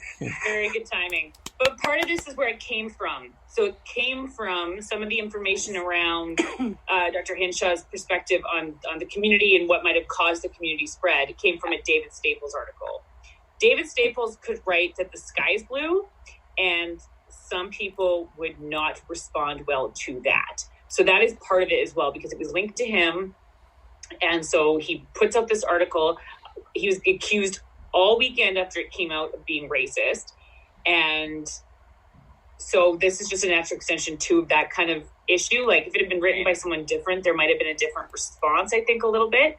But she's just talking about the science and how it happens. And I don't understand how the truth of just a situation, and this is the factual parts of this thing, are racist. I don't understand that. Because it wasn't Jason Kenney or Tyler Shandro standing up making this statement. It was Dina Hinshaw. And I've said this before, is that people seem to think we need an official opposition for our health officials. And in a pandemic, they're responding to the information that they have on the day and having to make a decision. And the decision they would have made tomorrow may be different, but they don't have the luxury of 24 hours. Yeah. Yeah. And Bashir Muhammad had luxury when he wrote that article. Right. I've got a week of information by the time that I sit down and put something together. Like, I don't have to make decisions on the fly. I wrote an article this week, bugging Deirdre, that talked it's mostly done. Mostly done. That basically pointed out the what's really scary about the decisions that are being made in the United States right now. It was written before Donald Trump decided everybody should inject freaking disinfectants and jam sunshine up their ass. And again, a reminder, everyone, please do not do that. Don't do that. My coffee is not with any disinfectant at this particular point in time because you should not do that. Please don't do that. I wrote that before batshit crazy went to a new level. And it's that much more timely because of how crazy things are down there. Mm-hmm. But I have the luxury of time. Yeah. The people making these decisions, with the exception of Donald Trump, do not have the luxury of time. Yeah. Donald has the luxury of actually reading what's put in front of him, and he doesn't do that. I don't know if he reads. I think that's a little bit... I think you're expecting a little too much there of Donald Trump and reading. It's read to him. But no, it's not even that. But this is where I get frustrated when people start criticizing our health officials, is that it's not like they sat on this data for 3 days. Dr. Tam made decisions on the day they get it. And then they send, it's not like we go, where's Justin Trudeau? We haven't heard from him in a week. Every morning he is in front of a camera talking about something. And they were talking, they had the Hurley-Burley guys, Kevin Milligan and Ken Bosencool was talking on the Hurley-Burley, this is last episode. And it's like, some of the things that they were talking about, they wanted to speed things up, and people are giving themselves high fives that they got it done in 8 months. Major policy changes in 8 months. And we have daily outputs from a federal and provincial government on a daily basis. Yeah. If it's wrong, too bad. Because if they get it wrong, it's even worse. So, you want to sit there and go, so-and-so's statement was racist? Piss off. I have no time for that. Because you had at least the luxury to sit there and evaluate the data with at least 24 or 48 or 72 hours. She didn't. And she had to make the decision that day, that minute, about what was important. And to turn around afterwards... And this is the same thing that we're seeing with Dr. Tam, right? You're looking at, okay, well, now I'm evaluating the last 2 months worth of information, and I'm saying, well, you got this wrong. Everybody did. That's it. It's not particular to Dr. Tam. This is the information that everybody had at the time. And, like Dr. Hinshaw said, and I, at first, honestly, the first time that I heard it, I was kind of like, when she was saying that they have to look beyond the work site, they have to look at a person's entire day. And I was kind of like, not really sure what she's saying there, but then it kind of all came together as they started talking about, it wasn't this infection, this particular cluster spread so quickly because of all of this communalism. With ride sharing and things like that. She even talked about that yesterday with the Edmonton Bonspiel, how quick that spread. And those were health professionals, right? Those weren't people that were just actual doctors. Doctors. Actual doctors who should people know better. Who know sanitation procedures. And that was kind of where that came from as well, where they were like, how did this spread? And that's where they figured that it must transfer onto surfaces, right? They're like spoons, because they were that's when they were like the buffets. Same with the dental conference, right? They were finding people that weren't in contact with one another. So they're like, so where did the contact happen? The only way the only places they could figure it out were things like the buffets, people grabbing the spoons, and it was spreading so quickly. And again, something that they were learning, they had no idea it spread like that. And the new conservative talking point to why the WHO shouldn't be listened to is, take a look at New Zealand. She disregarded the WHO, and look how wonderful they did. And shut everything down. Well, and I'm like, I really want to point out to them. It's like, okay, first of all, New Zealand's an island, easy to shut things down. Second of all, she's a she. When have we had a she running things? Third, they got proportional representation, not recently. But they got proportional representation, and she turfed her freaking health minister for being a dumbass. Yes, she did. Did you hear about that? Fantastic. Fantastic. So if you're going to point to New Zealand going, this is the pinnacle of how we should be doing things, by all means, you're right. Yeah, we should disregard the WHO and move to proportional representation and get a female prime minister and turf the health. And lock up our borders. And, yeah, I'm all for doing everything else New Zealand did if we get to do everything else New Zealand did. Yeah. So yeah. So does this... And that just opens it up for Kristin Raworth for the next premier, prime minister, or whatever. So, So based on what you're seeing, and I'm kind of curious from your perspective, because I am getting questions when I do my BC updates from folks in Alberta that are like, I am not sure that how BC is doing this.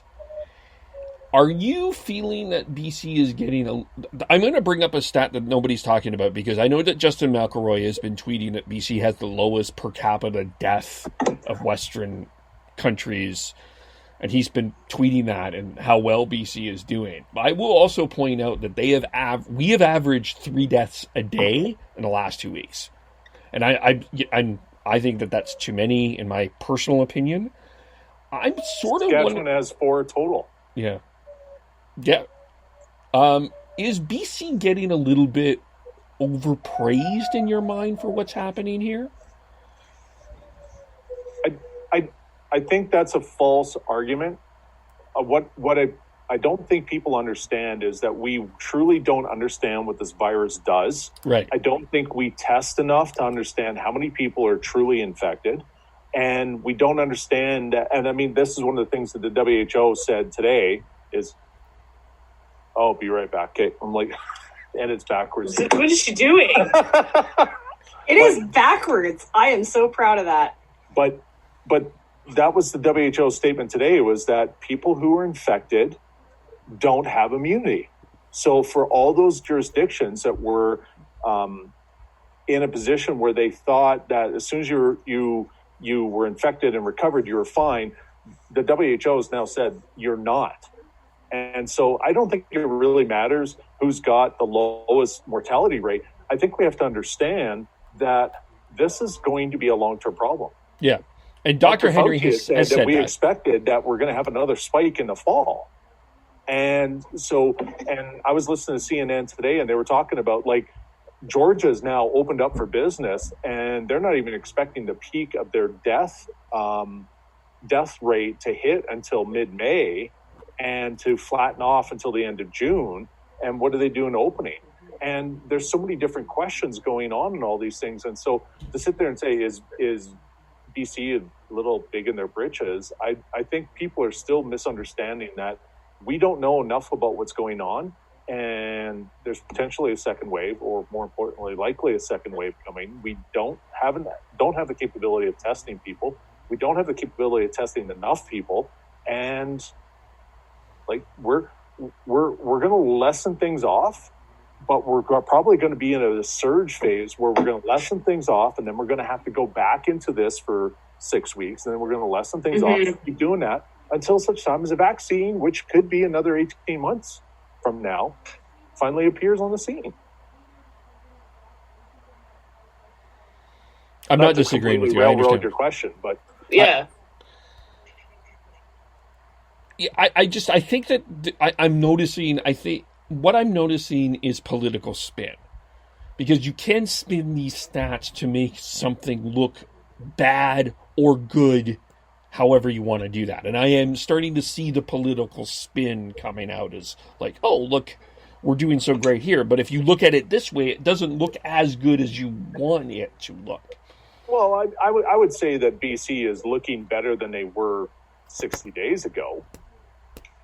Does that justify opening up golf courses? I don't know. I'm not making those decisions, so I'm not going to. But I would also say their testing levels are below Alberta's. So, I mean, if I'm Alberta, I'm pointing at BC going, well, we're doing a better job. So, yeah, maybe we got higher number of people identified, but that's because we're finding them. But that doesn't, like, I always say this about percentages, is that it can tell you whatever the hell you want, because you're taking some random number, dividing it with some other random number, and then it comes out to whatever the hell you want to talk about. Right, exactly. That's a hashtag math is hard. Right. So. Doing the hashtag. But I mean, at the same time too, like basically building off of what Mark said, everybody will use stats how they want to. Like, you will use it to justify opening up the borders and to open up businesses like Saskatchewan and New Brunswick are doing now, given some of the stats that they've seen. Or you can justify it to say we still need time, like Doug Ford has done and Jason Kenney has done. It's really dependent, and everybody is making the best decisions that they can in the time that they can do them. And maybe, there is some spin on the numbers to make sure that people understand the severity or understand why certain things can't be that way. Because a month of this, and now we're going into 2 months, you start seeing those people who are pushing back really hard. And you need to use those statistics sometimes to justify why things still need to maintain a certain level of pandemic weirdness. Yeah. If that makes sense. Yeah. Well, and I mean, I itemized it down to an individual for Deirdre today. Like, we were back and forth on text, and I'm like, imagine you're the person who was intubated and survived. You've come out, and now the WHO has said, we're not sure you're cured. And in fact, because you're intubated, you're now in the high-risk category. And so if you catch it again, you've got a higher propensity of death. That would encourage me to lock the door and ensure that nobody ever visited me again for the next 6 months. And we just haven't got there as a planet to understand that we don't actually understand what's going on. Mm-hmm. Yeah. Like we talk about, the 80-plus-year-olds, or 70-plus-year-olds, so they're living in long-term care, higher propensity of death. It's not great numbers. That's a percentage that I pointed out on our podcast, or Deirdre and I's podcast, that we're ahead of Italy, yay us, on that's where our mortality rate is. But how would you like to be a survivor and then be told, well, hey, wave 2, which, in the Spanish flu is actually worse than wave 1, you're now in the higher mortality category. Like, that would be, I'm coming to blows. Don't get within 6 feet of me or I'm punching you. Yeah. That's where fighting is okay. I missed him. We had talked about it before. It was a tweet I told you about. I think that's a fair way to look at it. And we'll talk a little bit about how relaunch plans go in a second here, but in a moment here. But I do think that's I agree with what you're saying, and I think I guess the other side of that is the other fascination, and I think you three see this as well as I do. And I tweeted this out. Andrew Wilkinson from the BC Liberals has not tweeted a single solitary criticism about the BC NDP since this pandemic started. He's been happy this, happy that, go get tested, hope everything is well, blah, blah, blah. The NDP in Alberta is running attack ads. Yeah. Yeah. I mean, terrible attack ads. That ad was so bad, and not even just the contents. Just it looked terrible. They're like ominous music and the black and white. Like this is what happens when you have more money than you have sense. Like the NDP. When you don't run a deficit. Well, the NDP's got more money than they know what to do with, so it's like, let's produce a bad attack ad. The UCP caucus has got more money than they know what to do with. Let's send out a bunch of flyers telling people to make sure they're doing everything that everybody else is told them to do. Like, it's they're you figure out their value in life. And I mean, you want to sit there and compare NDPs. Take a look at the Alberta NDP versus the Saskatchewan NDP. The Saskatchewan NDP's leader is a doctor, Dr. Ryan Melly, or whatever his last name is. Maybe. He's actually, he's re-registered. He's on the front lines. He went back to doing work. Things. Yeah, he's doing things. Well, to be fair. Okay, back to work as a doctor. Thank you, because MLA work is work.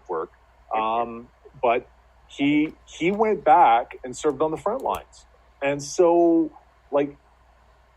we're once again, Alberta's proving we are the exception to the rule, not the standard. Yeah. And that's both UCP and NDP, because I'm not going to let the UCP off. No, And I'm not. Alberta in general. It's Alberta in general. I'm is not, the exception. Yeah. Yeah. And that, and it's not that. Especially after Shandro's announcement on Friday and the doctors losing their shit. That's pretty much par for welcome to Alberta. Yeah. Yeah. Alberta's the place where you do the thing that you're asked to do. Because if you don't do it, you're heartless. Then when you do it, you're just, I don't even know, just as bad, if not worse. Everything right now is stupid. And it becomes extremely difficult for most people to navigate. If you're not heavily involved, like all four of us are, it becomes extremely hard to navigate what's true, what's not true, what's actually happening, because the NDP have like 5 press conferences a day saying that everything that UCP says are lies. Then the UCP say the exact same thing about the NDP. The truth is somewhere in the middle, but you have to work real damn hard to get to it most of the time. And that's extremely frustrating when we're already in this horrible situation with the pandemic and the economy. So they're not doing Albertans any favors by their activities currently. This is where I think the best solution, and I said this offline to all of you, is fire all 87. None of them deserve their job. Don't allow any of them to run. Have an election. Fix it. Figure out afterwards. But all 87. I don't care. I don't care if you think Jason Kenney walks on water and Rachel Notley should be the premier of Alberta. Fire them all. Done. All 87. You can't run again. Then we'll see what happens. Yeah. I'm a scorched earth kind of guy, if you hadn't known. Fair enough. Let's start all Burn over it again. to the Kick them all ground. out. Kick the people out of the party. Damn them all to hell. Well, speaking of scorched earth, this leads to what happened to... Speaking of scorched earth, I was unaware that was the next topic. So. Well, some feel a certain scorched earth happened in Calgary and in Edmonton. All summer events were basically canceled until the end of August, which included the Calgary Stampede. I don't think we are surprised that the Stampede was canceled. Some of us may have been calling it for 3 weeks now. Yeah. Deirdre, are you trying to subtly hint on your jacket or suddenly just... What are you doing? I'm trying to get my jacket off without standing up. It was like, I wasn't sure she was trying to subtly show her shirt again or... So I'm going to bring... I don't know. This was kind of, I'm going to try to bring attention to it just because she was trying to deny it. So there we go. Okay, anyway, back to Kevin. Yeah, so we're not surprised that it's canceled. I think the way that the Stampede goes in July could not go as is. But the impact that this will have on Calgary economically, no matter what side you're on, and for the record, I haven't been in the Stampede for years. And it's not something I attended, and other people really enjoy it. But I do have sympathy for the people, the volunteers, the charities, the organizations that have relied on Stampede funding and the economy for that going forward. And from that perspective, that will hurt significantly. That I don't think is an argument, is it? No, I don't think so. Well, I'll be the disagree of the agree or disagree podcast. 10 days of Stampede is not going to impact the Calgary economy like minus whatever dollars per barrel of WCS, Western Canadian Select, and $5 West Texas is going to impact Calgary. So, I really feel bad for the people who, really enjoy Stampede. This is a great 10 days. This is, as Kristin pointed out, a great opportunity to go get an STI and have a threesome in an alley. But as one does, of course. Or to go hang out with 100,000 of my closest friends at breathing distance. The price of oil is going to have a bigger impact on downtown Calgary and the Calgary economy than Stampede. And I don't know why they didn't pull the pin on this. And I'm going to be bearer of bad news here is that if we don't have the vaccine by next year's gone too. You can't put 100,000 people in a room without infection unless we have a vaccine. And that's 18 months away. So if anybody's figuring out the calendar, 18 months from April of 2020 is sometime in the fall of 2021, which is after the Stampede. Mark is always full of so much joy and I was going to say, not only is he disagreeing. Math is hard.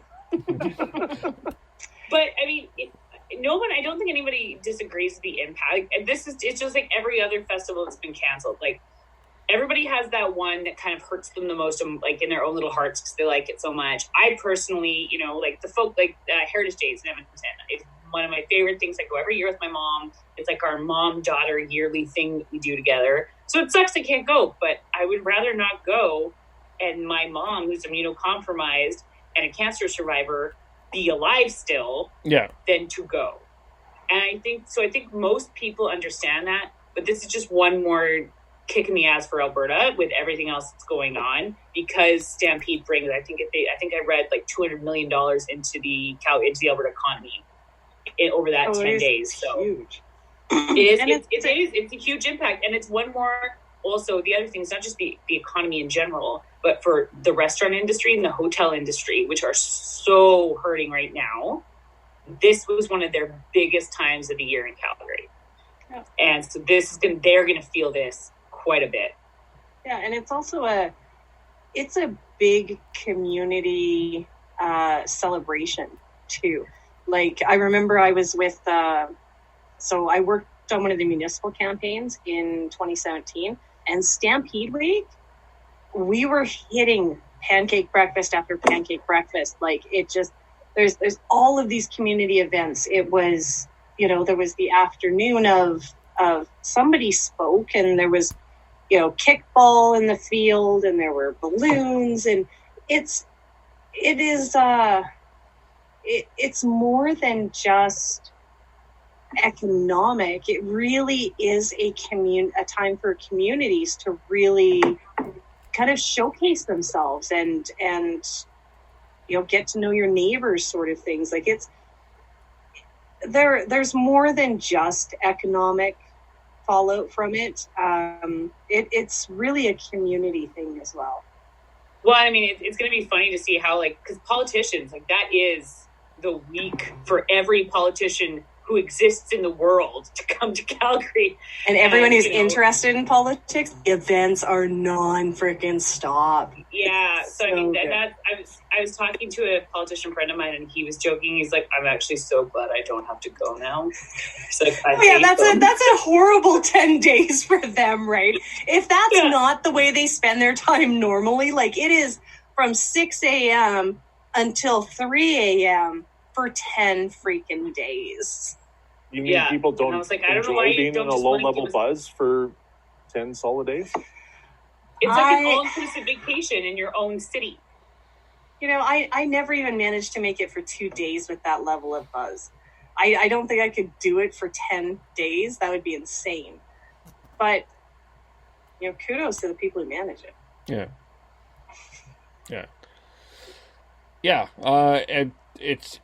And I know that there has been a ton of criticism towards the Stampede, and we've talked about the societal impacts and lots of talk around how the animals are treated, and I can't argue against any of those things because I'm no animal expert. I don't know horses well enough to say that they're being abused. I mean, sure, yes, we see... You don't know animals? You don't know any personally? Is that what you're saying? Well, I do know animals personally, but I have not trained a horse or anything to say, yes, I think that they are being abused. I don't have an expert opinion on that. I mean, yes, we see accidents, and there are things that they need to... it seems to me that they need to change, and hopefully... But I'm no expert on that in any way, shape, or form. And it's... I do feel it unfortunate that there has been some glee on this in some ways, because I do think people are not understanding how it's an impact on the economic impact that it will have on people. That's where I struggle with. Well, Yeah, I think your glee on it being canceled falls into the partisan. Yeah. Because, you've got the animal activists, you've got the progressives who see this as a pariah on society versus the conservative, hey, let's keep things going because it's been going for 100 years. And so that split, I don't see any conservatives standing up saying, I'm taking pride in this. No. I mean, I made jokes about it because, I made a joke that if anybody was going to spread disease, it was going to be the Stampede, damn it, and that's why they hadn't canceled yet.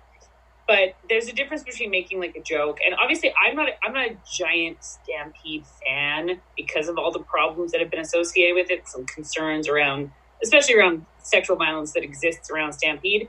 But I think you can have a nuanced perspective. I realize that's very confusing for some people because you can think that there are elements of it that are bad, and then you can also be like, this sucks, but it all sucks, all of it.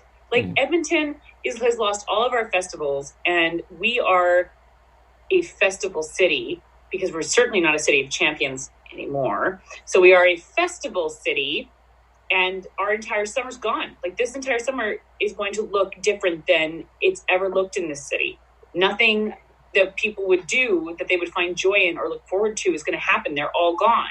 So I think that's the other thing is a lot of people are just exhausted of being upset about things being canceled because everything is canceled. But it's not it's not just Stampedes and it's not just festivals. Nancy's come out and said that we're not going to have a football game in Calgary until at least the end of August. Mm-hmm. There goes the CFL season in Calgary.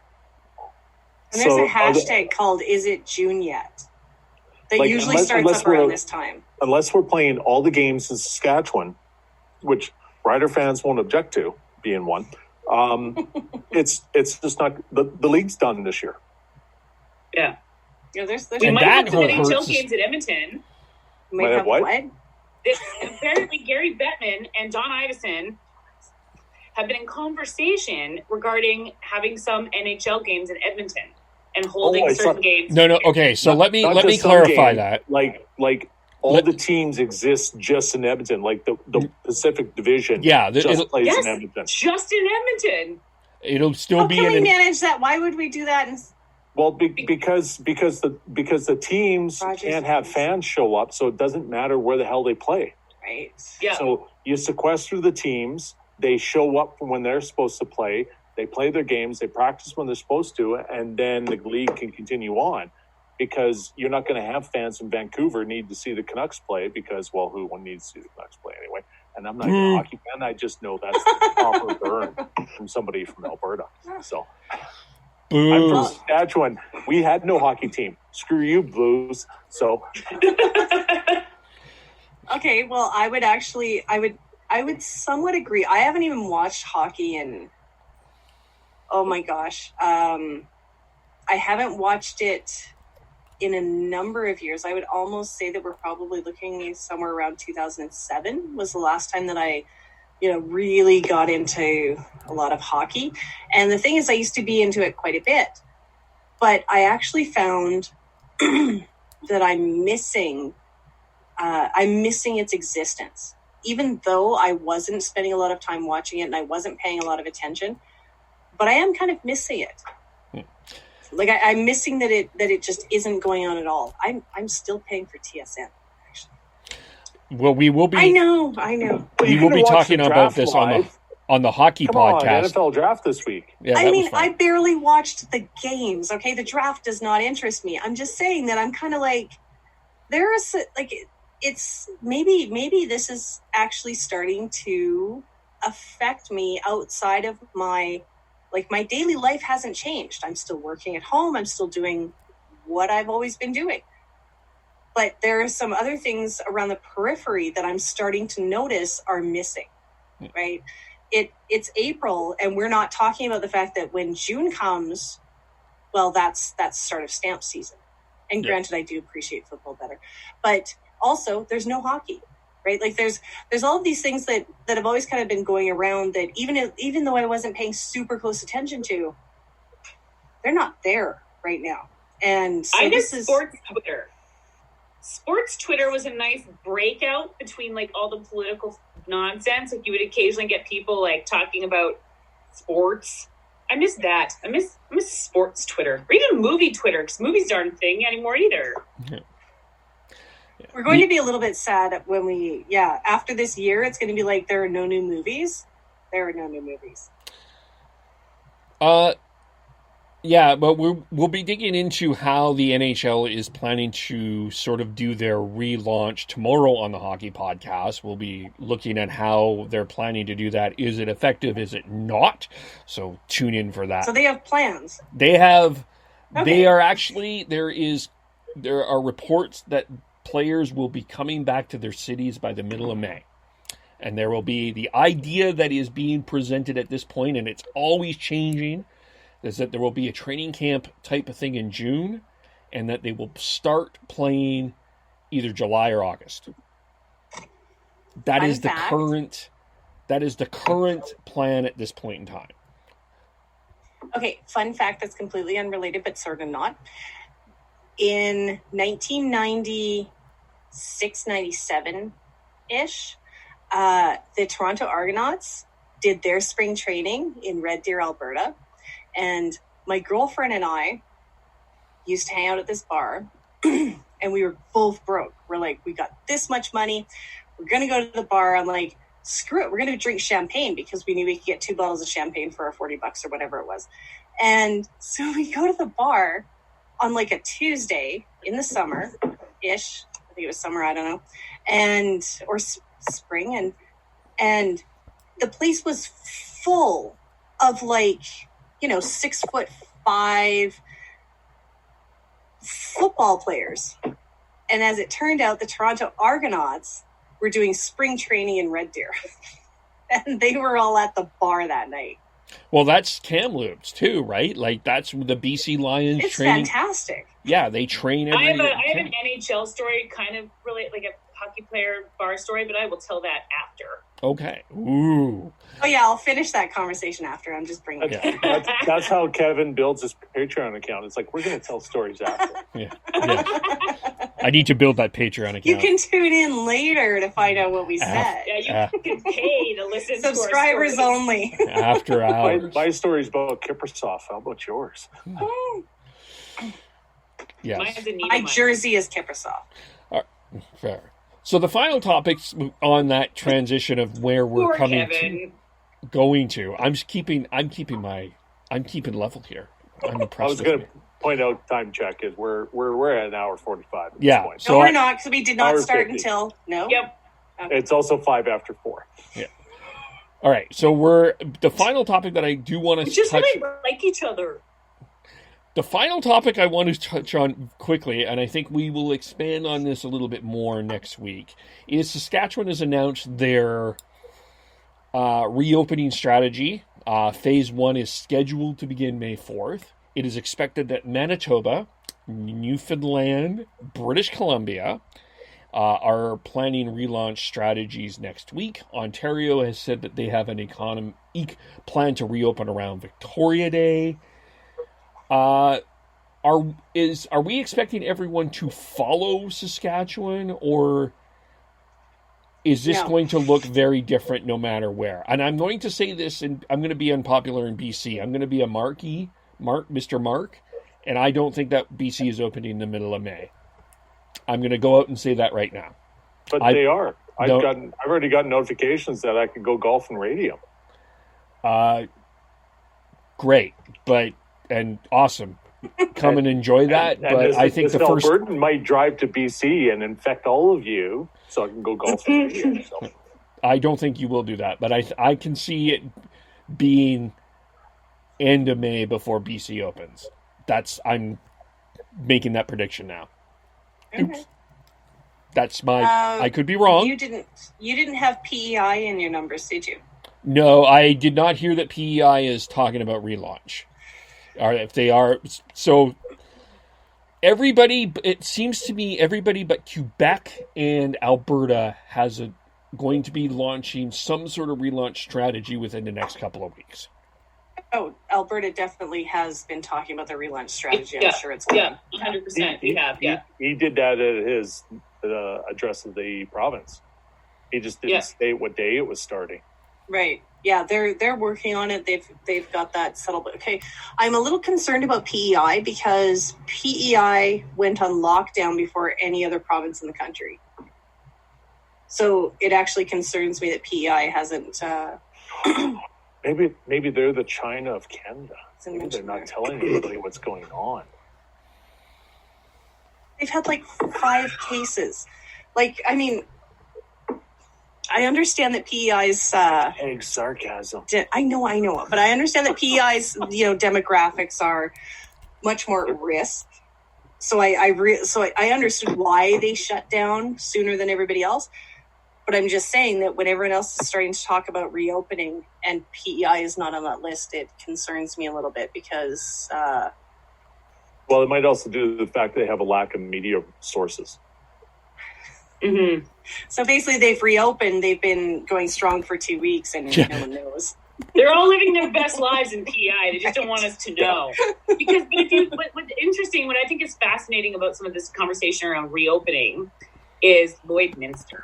It's not frequent that I say that Lloydminster is a fascinating place, and you pronounce it correctly because there is no second I. Some people say Lloydminster. Lloydminster. Yeah, I've not worked Albertans. enough with them to have gotten yelled at into doing it right. But they've decided to follow Saskatchewan's rules. So they're opening up at the same time as Saskatchewan. Well, I was going to say that's be the first time in whatever that they ever followed Saskatchewan before Alberta. Exactly, because in almost every other way, the way that they function, whether it's taxes or everything else, like it's all Alberta. So it's fascinating to me. They will be an interesting test case on what that looks like because now technically a city within Alberta is opening up. So what happens outside of there and anyone's interactions, like how are we what happens? That will be what I will be most interested in the next week, 2 weeks. And Lloydminster has actually managed to, that was something that the mayor was saying in their most recent article, was that they hadn't had any outbreaks or clusters. Like they'd managed to not have any of those. So, but Brooks and High River would have said the same thing 2 weeks ago. Yeah, I know. Because they didn't have a whole lot of testing there, and so I don't know what the testing numbers in Lloyd is, but... Well, Saskatchewan and Manitoba are weird, though. Their numbers have just been consistently low. They shut down fast. They announced they were shutting down their schools before Alberta did, which was the same day that I decided I was going to take my kids out of school, which was March 12th. And, of course, the running joke is that social distancing in Saskatchewan, Manitoba isn't that hard to achieve. Well, who would want to go there anyway, let's be honest. It's the reason why Saskatchewan people are called gappers. But even, you even look at the northern states around there, there's some of the lowest numbers in that country, too. So it's been... relatively lower population. Yeah. Because remember, New York is also a northern state. Washington like the northern central Saskatchewan, Manitoba states is what I mean. Yeah, well, I mean, nobody's talking about none of it, and I don't think they actually had a case yet. They've had none of it. I'll show myself out.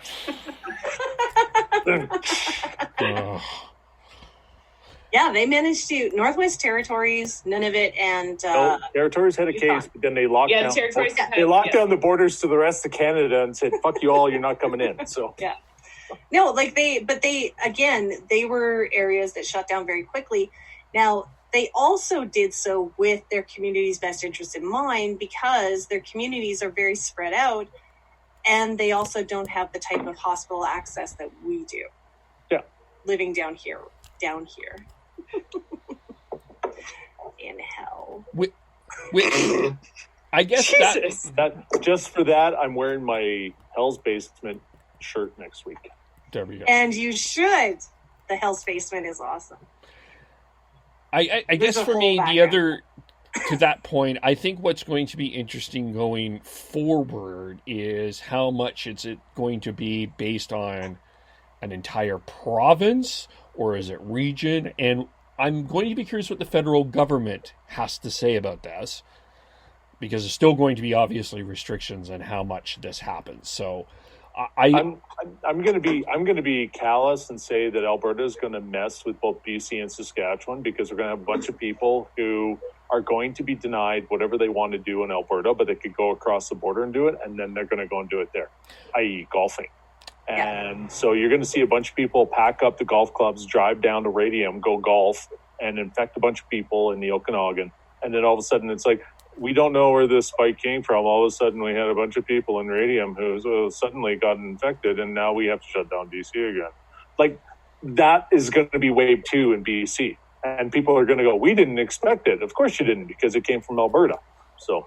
Did you happen to see Rob Breckenridge wrote an article about how the feds don't really have the last say, and you know, it's up to the provinces and blah, blah, blah.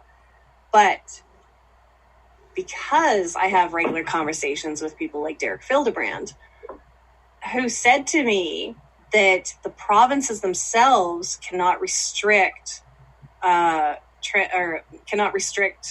us from moving across provincial borders. Interprovincial travel. Yes. The only ones who can actually restrict that are the feds. So do you know where that's where the feds are, in my mind. When I was reading Rob's article, I just thought, this is where the feds are going to come into play, because BC is going to have to say, you know what, we don't want people from Alberta. They're over a month behind us in their infections and everything else. Yes, we've had high testing. That's fantastic. But we still started a month later than BC. Yeah. So you can imagine that the RCMP are going to be deployed on the border. And they're going to make people turn around. And you know how that's going to play with the Wexit people when I can't go and golf in Radium because goddamn Justin Trudeau has got the RCMP lined up at the border. Yeah, I'm sure it would be much better if we were our own country. Then, we'd be able to just do whatever we wanted. Yeah.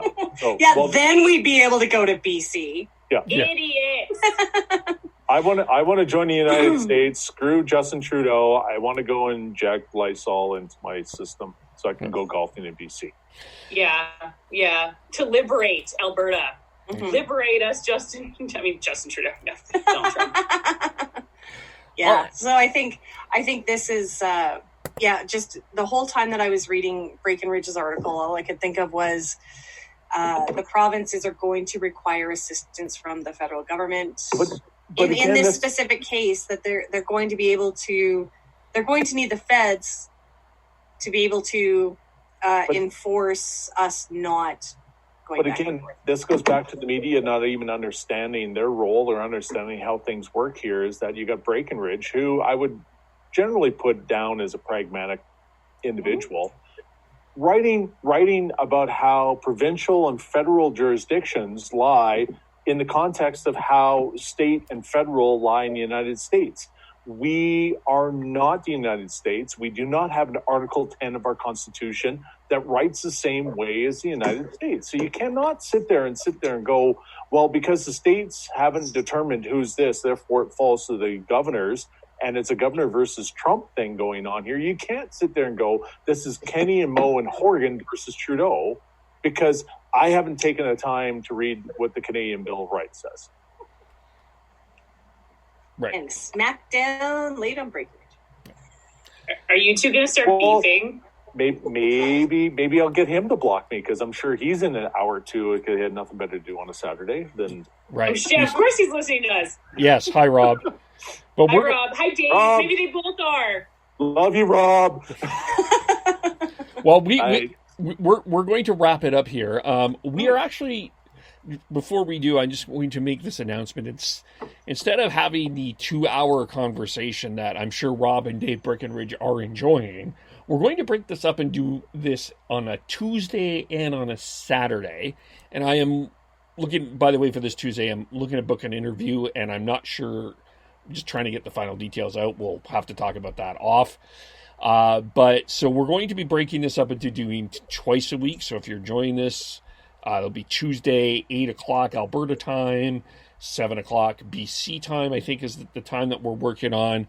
So break it up, because there is a ton of information to go through, and we could still be I think there's a bunch of stuff that we missed probably that we can go through as well. But, we got it all covered. Yeah. Well, we haven't even talked about Doug Ford enough today, I feel like. That's the after show, and I'm pretty sure we've covered enough of Doug Ford. So no. Do you know? Have we really talked about the fact that we actually go on for a good 2 hours after we stop live streaming? That's generous. I was thinking. That's special thinking, Kevin. We should be like, Kevin, are you still there? Yeah, I'm still here. No, I haven't seen Kevin drink anything, so we need a cheers. Kevin Hughes. I meant Kevin Hughes. Kevin Hughes. Yeah, that's right. Oh, we should just bring them all on afterwards. Cheers to Kevin Hughes at 7 o'clock. So yeah, we should be like, who wants to join us for an after? I actually think Kevin Hughes is playing poker while he's listening to us. So good idea. There? I don't know. Yeah. So is that the new reward? If you can make it through 2 hours of AMA or A&D, you get to join us afterwards. Whoever DMs me, I'm so sending them a link. Yeah, contact us. If you're still there, contact one of us immediately. If anybody is still listening. And if you hadn't had as much to drink as we have, you have to do the shots that we have to watch. So yeah. There we go. Catch up. All right. From that point, we will leave it. We will be back on Tuesday. We're going to have shots now. We'll talk to you all soon. Bye for now. Bye.